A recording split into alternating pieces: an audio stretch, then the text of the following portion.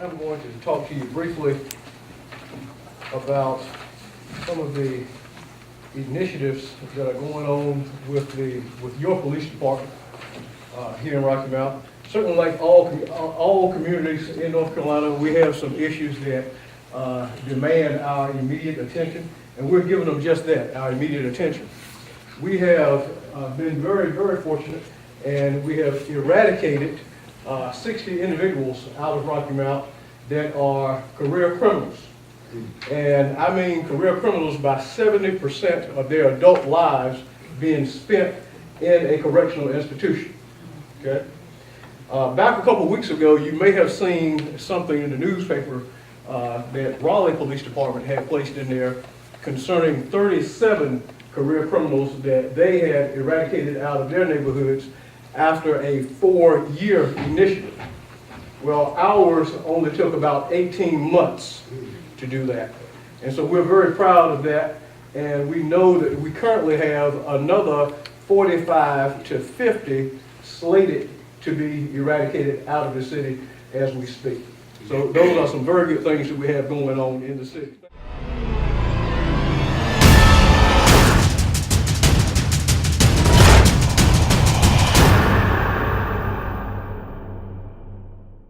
I'm gonna now give. All right, I got a question right quick. I know you addressed a lot about what you did to help clean the streets off from the convicted felons, but what are you doing to help those that have been convicted rehabilitate themselves, become better citizens in society?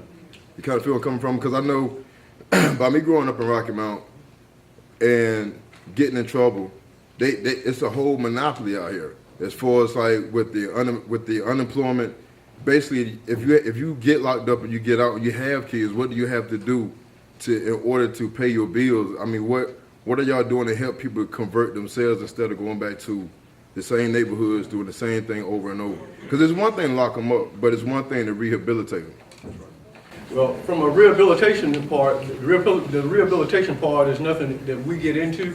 However, we have developed strong partnerships with organizations out there that are doing some training and giving some skills trainings to individuals that have gone down that path that you referenced. And the city of Rocky Mount have also partnered with these organizations and helping to get them prepared so that they can, in fact, re-enter the workforce and become productive citizens.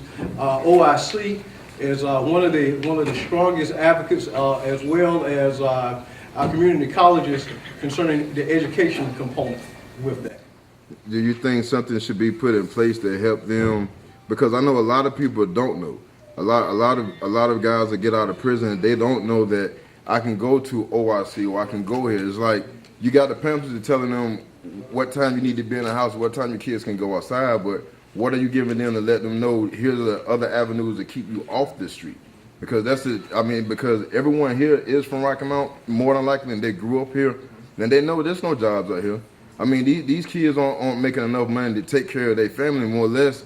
You know, they want them to say, look, stay out of trouble, but here's a job where you make it $200 a week, but you got a light bill that's $1,000 a month. What is the city doing to combat all of that? Because it's all one central problem. Well, that's a very complex question. And I can't stand here and speak on behalf of every city department. But and certainly some senior staff members here can assist me with this, but certainly we as a city organization, we look forward to every opportunity to work with other agencies and other organizations in order to help create opportunities for anyone that we possibly can. And certainly, like you said, you got folks that's trying to come back into society to be productive and responsible citizens and that want to do the right thing. And at the same time, for all of that to rest on the shoulders of any one entity is a great weight to bear.